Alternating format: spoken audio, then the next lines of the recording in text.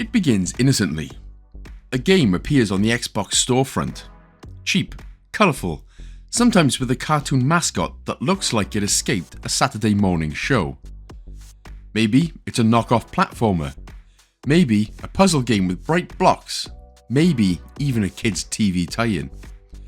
At first glance, it looks harmless, forgettable even.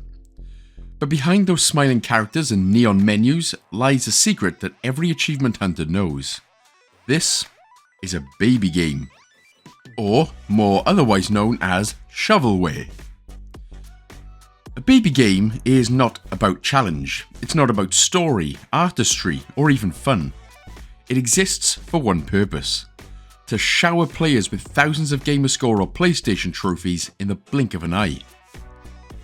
Picture this: you buy a game for just a few dollars, you start it up, and within minutes, not hours and not days, your screen explodes with achievement pop-ups. 10 minutes later, you've bagged 5,000 gamerscore. To a newcomer, it feels like discovering a hidden treasure chest. To a seasoned hunter, it's a quick hit of digital dopamine. Communities whisper about them in forums, list them on websites like True Achievements, and trade tips. Load it up, press start, jump a few times, and boom, another 5,000 points. They call them quick completions, padding games, or more mockingly, baby games. So how do they work? Well, many take only about 5 to 15 minutes to finish. Instead of a balanced spread, beat bosses, complete levels, and uncover secrets, they hand out points for trivial actions. Press start, move right, jump once, etc. Some games are packaged with multiple achievement lists. Xbox One, Series S/X, and Windows 10, so that players can farm the same game 3 or 4 times for more points. And because they are only about $5 or less, it makes them an easy impulse buy. In other words, baby games are digital slot machines, but instead of coins, they just spit out gamerscore. And here is where the mystery deepens. Well, for some, baby games are a harmless thrill, a way to see their numbers soar, a cheap boost in the never-ending arms race of gamerscore and trophies. They'll say, "Why not? It's my profile. I'll play what I like." But for others, these games are poison. They erode the meaning of achievements. Where once gamerscore was a badge of honor, proof that you had beaten Halo on Legendary or survived the brutal grind of Dark Souls, now it can be faked, padded, and bought with pocket change. To the purists, baby games are a betrayal. To the opportunists, they're a secret weapon. Behind the storefront lies an economy. Entire YouTube channels are dedicated to spotlighting, quote, this week's easiest 5,000 Gs. Communities post spreadsheets tracking completion times, GS per minute, and cost to value ratios. Hunters swap stories like detectives sharing case files. Castle of No Escape 2, 5,000 G in under 10 minutes. My friend Peppa Pig. Don't laugh, that's a free 1,000 G. And Grim Idol, 4,000 points, barely 30 minutes of effort. To outsiders again, it does sound absurd, but to insiders, it is the chase. But where exactly did the origins of baby games come from? Well, it didn't start with Peppa Pig or with a 5-minute indie puzzle that hands out the 5,000 gamerscore. No, the story of baby games begins years earlier, in the smoky dawn of Xbox Live. When Microsoft first unveiled gamerscore on the Xbox 360 in 2005, it was meant to be a universal badge system, a way for players to showcase their triumphs across every title. Beat a boss, finish a story, unlock a secret.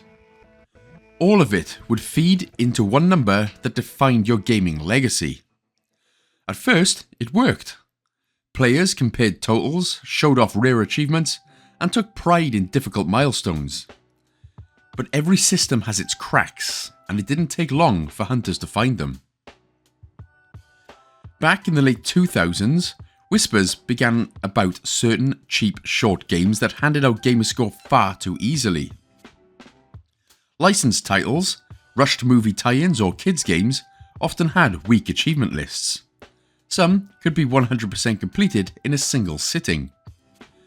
Players discovered them, traded tips in forums, and lists began to circulate. The quick 1000s. Suddenly, obscure games like Avatar: The Burning Earth became infamous, not for their gameplay, but for giving out 1000 gamer score in less than 15 minutes. It was the birth of a new meta. Games as gamer score farms. As the Xbox One and later Series X/S arrived, something changed. Microsoft increased gamerscore limits per game, allowed DLC packs to add more points, and opened the floodgates to hundreds of tiny indie titles on the store. Developers noticed. Some, whether intentionally or by accident, designed achievement lists that gave away points like sweets/candy. And with cheap price tags, players could buy dozens of these games for the cost of a single AAA release. Communities also evolved. True Achievements and YouTube channels began compiling quick completion guides, ranking games by time to 100%. Hunters started measuring their progress not by hours played, but by gamerscore per minute. The underground economy of baby games had fully emerged. Then came the escalation. Not just 1000 gamerscore, but 2000, 3000, 4000, up to 5000, and on the rare occasion, sometimes even more. Small games with minimal content started shipping with inflated totals, making them irresistible to hunters. Some even offered multiple achievement stacks across Xbox One, Series X and S, and Windows, meaning, again, you could play the same game 3 times and triple your haul. It was the digital equivalent of counterfeiting money. The achievement economy had now been flooded. And just like that, the once unified world of achievement hunting fractured. On one side were the purists, players who earned their gamerscore the hard way, through grueling challenges, endless RPG grinds, and punishing shooters. On the other side were the farmers, players who embraced the shortcuts, filling their libraries with 10-minute titles to climb leaderboards faster than ever before. Arguments flared across forums and Reddit threads. Was gamerscore still meaningful? Did 1,000,000 points prove mastery, or just a credit card and a tolerance for boredom? And so the mystery endures. Baby games didn't appear overnight. They grew from the very foundation of the achievement system. A system that was supposed to celebrate challenge, but instead revealed humanity's endless hunger for shortcuts. Today, they still lurk in the storefront, of course, brightly coloured and cheerful, hiding their true nature in plain sight.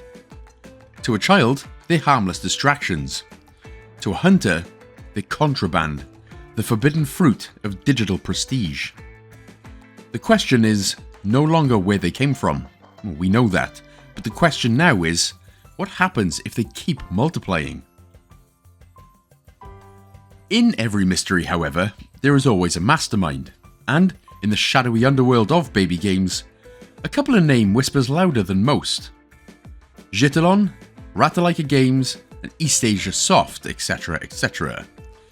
They don't make blockbusters, their games aren't advertised on billboards or hyped at E3, when E3 was a thing, but achievement hunters know them well.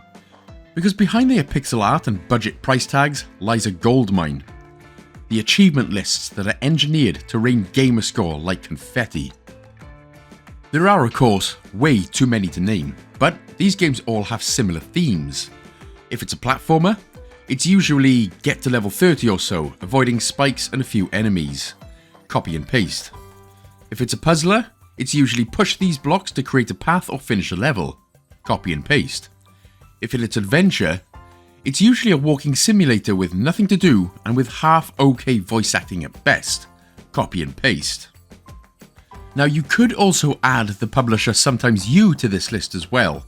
Again, same publisher, a catalogue of quirky indies, some hiding surprisingly generous achievement lists, but with Sometimes You, A lot of their published games tend to be a lot more playable and enjoyable, something different other than push blocks and avoid enemies in a platformer. You also have an insane amount of more developers with the same idea and same execution. For instance, JM Nito Game Dev, My Night Sun Games, and the Bergsons Game Studio, who were responsible for the mega mess that was One Step After Fall, to name but a few. The mess with the game One Step After Fall was that, along with many of these types of games, they released a triple stack. But what Bergsons did was, whether you think it was clever or not, was release the same game several times over, just with different subtitles and languages. Again, while the game was only $5, people forked out a bit of money for essentially grinding the same achievements in different, quote, games. The argument persisted about people who had done it were well in their right too, and those that looked at it with pure disgust, saying it completely devalued the achievement system. Either way, Xbox finally did something about it and delisted those different language games from the store. You can still get the original, however. Regardless, together they formed what hunters nicknamed the Baby Game Machine, a steady supply of quick completions week after week, filling storefronts with colourful covers and inflated rewards. But were these developers exploiting a loophole, or were they simply giving players what they wanted? Cheap games, easy points, and a hit of dopamine on demand. Again, to some, they are villains, flooding the ecosystem with counterfeit gamerscore. To others, they are heroes, democratizing achievements for casual players who can never master the brutal challenges of some AAA titles. Whatever you believe, one truth is undeniable. Without Jittelon, East Asia Soft, Ratalaika, and their ilk, the world of baby games would not exist as we know it. They are the architects, the engineers of Easy Score, and their legacy is still being written, one 5-minute 5000G title at a time. So, we know what baby games are, we know where pretty much they came from, and we know the publishers and developers who love chucking them out. But now we head with the players, and the players that actually love these baby games. Of course, in most games, achievements are long punishing journeys. Hundreds of hours, dozens of retries, endless frustration. But the baby games completely flipped the script. Play for 5 minutes, ding, achievement unlocked. In fact, not even 5 minutes. Another 5, again, not even 5. Ding, ding, ding, ding, ding, ding, ding, ding, ding. It's like a fat person at an all-you-can-eat buffet. It's a rapid-fire feedback loop. The digital slot machine that never pays in money, only satisfaction. For players drowning in grind-heavy titles, it does feel like a bit of a holiday or vacation. A reminder that games can give joy without pain. Look, not everyone has hours to spare. Some players are parents, workers, or students who can't sink 100 hours into an RPG. So those baby games do offer something rare, a sense of completion in a single sitting. In a world where entertainment demands more and more of our time, these games whisper, "Don't worry, you can finish me tonight." For many, that's not laziness, it's relief. And that voice I just done was pretty creepy actually, sorry. Picture this. You're stuck at 49% in a brutal Dark Souls game. Motivation crumbles, you feel like a bit of a failure. Then, you play a quick baby game, earn 1000G in 10 to 20 minutes, and suddenly, your profile doesn't look so hopeless anymore. Baby games act as a bit of a morale boost, the digital equivalent of a pep talk. They remind you what progress feels like, even if it's kind of artificial. Believe it or not, whole communities have formed around these games. True Achievements, for example, rank completions by speed. YouTubers post guides on the fastest 5000 Gs of the week. Hunters share tips, trade strategies, there we go, got there in the end, and laugh at the absurdity together. It's not just about points, it's about belonging to an inside joke. A secret club that understands why someone would play My Friend Peppa Pig at age 30 and celebrate it. Also, most baby games cost a fraction of a AAA title. For just a few bucks, players can unlock thousands of points, rack up completions, and pad their gaming profile. Compared to dropping 70, 80, 90, even $100 on a blockbuster, these little titles feel like bargains, a quick hit of dopamine at pocket change prices. Then there is also the fact that many achievement hunters do struggle with difficulty spikes in traditional games, where baby games offer a more level playing field. Whether you're a seasoned veteran or a casual gamer, you can walk away with that same shiny 1000G. For some, this isn't about shortcuts. It's about finally feeling included in a system that often locks rewards behind near impossible feats. So maybe baby games aren't villains after all. Maybe they are not counterfeit currency, but comfort food for players tired of grinds and gatekeeping. They do give quick joy. They respect time. They bring people together. And yes, they inflate gamerscore. But maybe that was never the point. The mystery then is not why they exist, but why so many players feel ashamed to admit they enjoy them. Because in the shadows of serious gaming, baby games do offer something rare. Pure, uncomplicated fun. But, on the other hand, again, every mystery has two truths. And while some praise those baby games for their accessibility and instant gratification, others do see them as a corruption of the system itself. Achievements were once sacred. Proof of skill, patience, and endurance. But when a 5-minute, $5 video game offers more game score than finishing an entire Halo campaign, that same system begins to crumble. Imagine money printed without control. Hyperinflation. That's what critics say baby games have done to achievements. When anyone can inflate their score by thousands in minutes, the number loses its weight. 1 million gamer score used to mean years of mastery. Now, it could mean a shopping spree in the Xbox store and a weekend of Gitalon games. To the purists, gamerscore no longer proves greatness. It proves persistence in finding shortcuts. The heart of an achievement was always in the struggle. Beating a final boss without dying, completing a campaign on the hardest difficulty, surviving hours of trial and error until that glorious ding popped. Baby games bypass that entirely. There is no challenge, or barely any.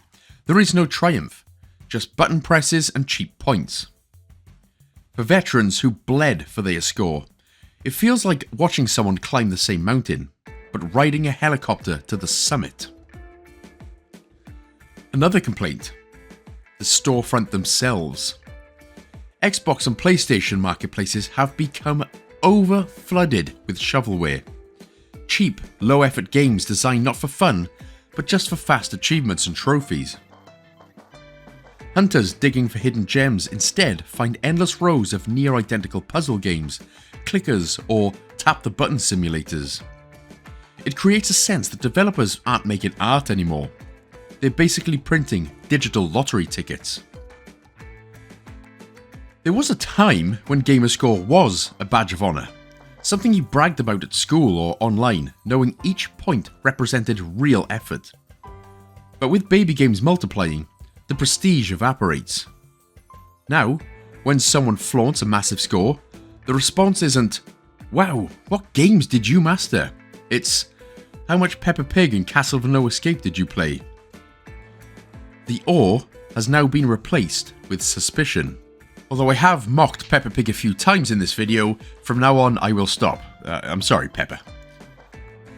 But achievement hunters do themselves face stigma. Those who embrace baby games are often mocked, accused of just padding numbers or cheating the spirit of gaming. Communities fracture, where purists sneer at farmers, and farmers laugh at purists for taking it all too seriously. The once united achievement scene has become divided, with baby games at the centre of the rift. And then, of course, there is the business side.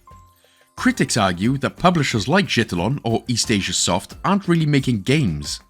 they are making achievement farms, just those quick disposable churned out in waves. Every 5000G update is seen not as support, but as bait. An endless drip feed designed to squeeze a few more dollars from desperate hunters. Instead of innovation, we get repetition, cheap art, simple mechanics, and a focus on the scoreboard rather than the experience. So herein lies the paradox. Achievements were meant to celebrate skill and perseverance.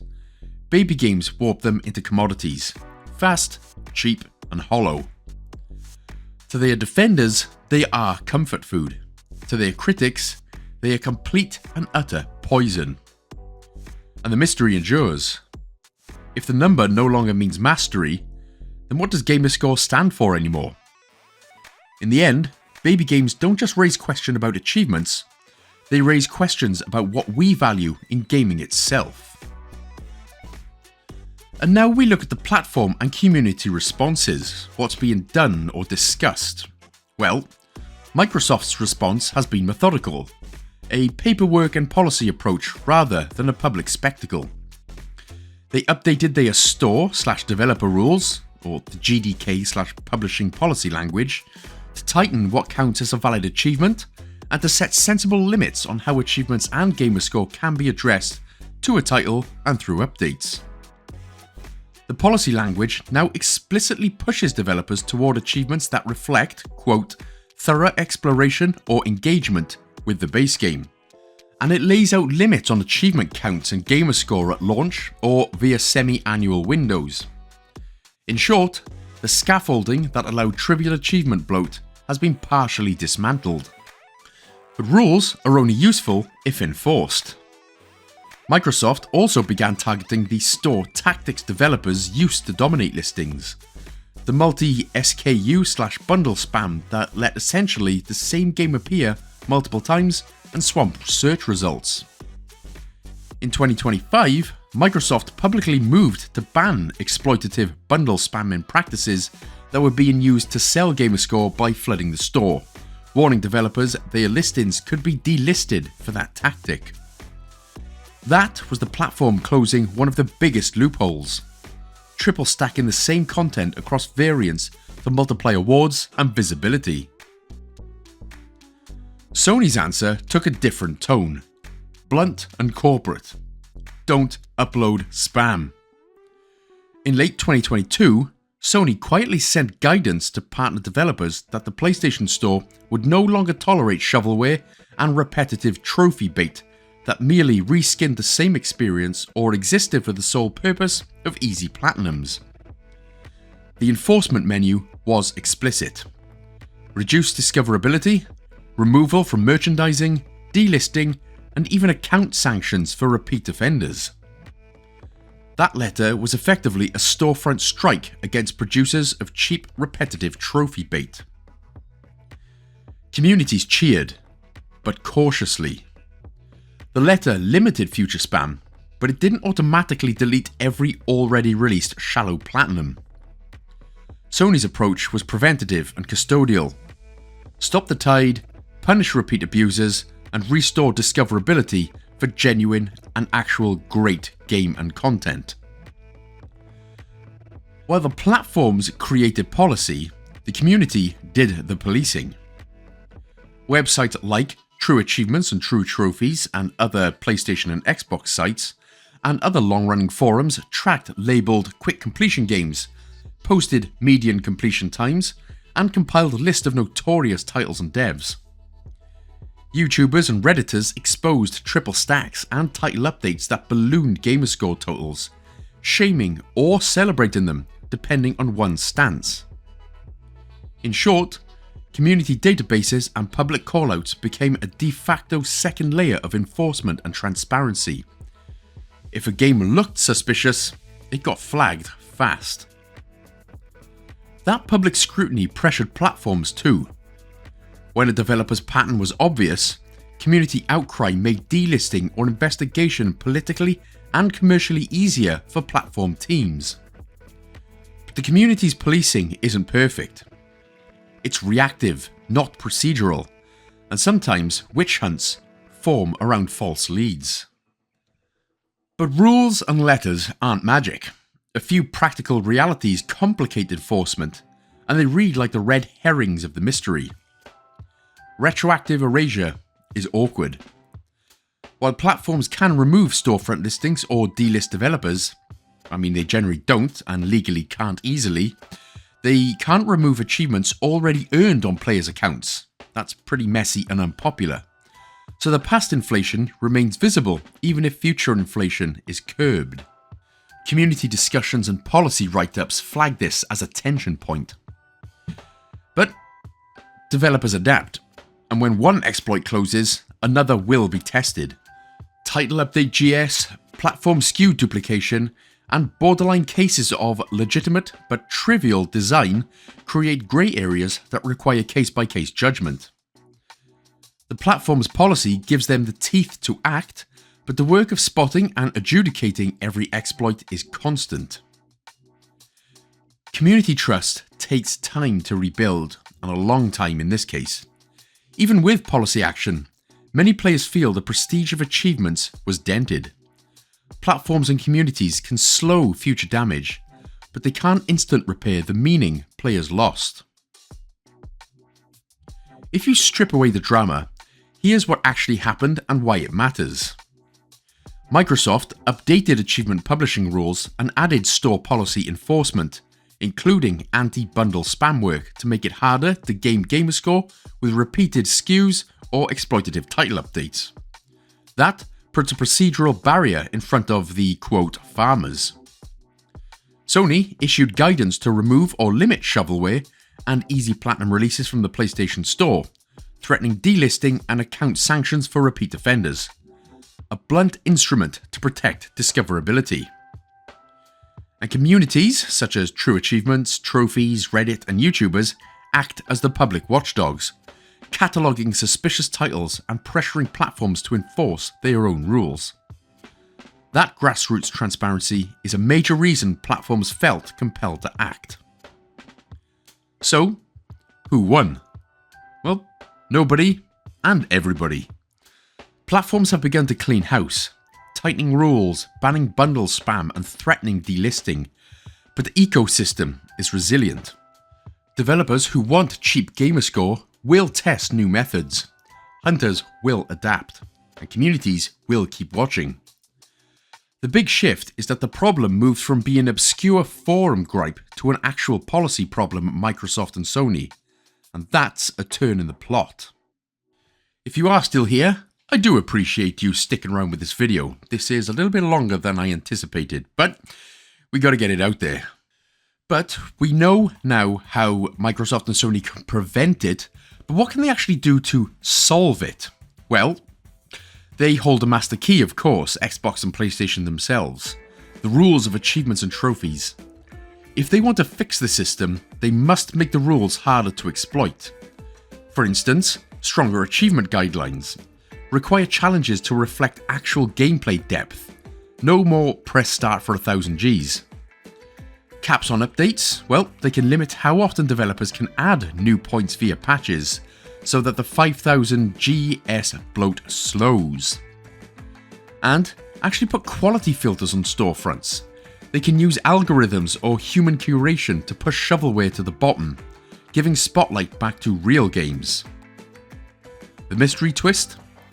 If platforms enforce consistency, players regain trust, and then gamerscore becomes meaningful again. Next up, the content creators, the suspects, YouTubers, streamers, and gaming journalists. And yes, I do include myself in that one, as I have put out many baby game shovelware guides in the past. But they are the storytellers, the detectives pulling evidence into the light. We can educate, don't mock. Instead of ridiculing players who do chase those easy points, just explain the impact baby games have on the ecosystem.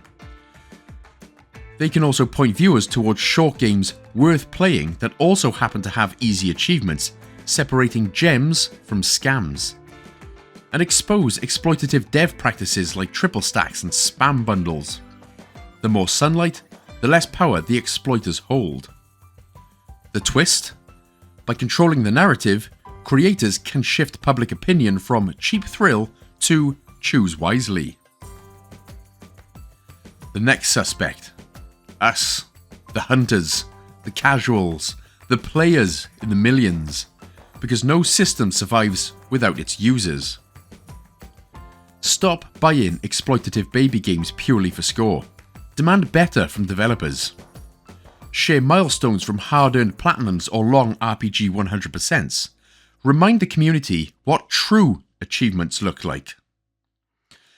Some players do already do this, of course. A lot of players do this. They also do a lot of personal challenges like no baby games profiles or self-imposed leaderboards that only count difficult completions. The twist again? Well, if players value integrity, baby games lose their market. Without demand, the supply dries up. And here lies the most daring solution: reinvention.